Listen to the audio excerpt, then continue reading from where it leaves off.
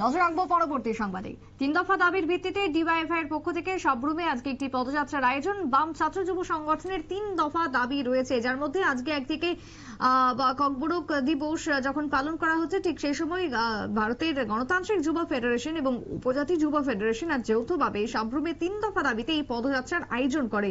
পদযাত্রা থেকে ঠিক কি অভিযোগ মূলত উঠে এসেছে বাম ছাত্র সংগঠনের, শুনুন। আলিঙ্গন করতো, ওদের দেখলাম দাঁত বেরিয়ে গেছে, লোক বেরিয়ে গেছে। ওরা খালি বামপন্থীদের উপর আক্রমণকারী করেনি, সাবরুমের খালি পার্টি অফিস পুরাই নেই, ওরা আগরতলা শহর থেকে শুরু করে বিভিন্ন রাজ্যের প্রতিটা গ্রামে গঞ্জে জায়গায় জায়গায় আক্রমণ শুরু করেছে।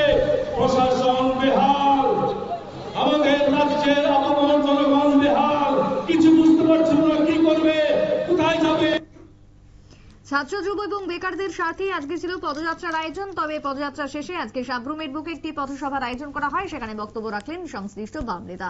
ছোট্ট বিরতির পর ফিরছি, সঙ্গে থাকুন।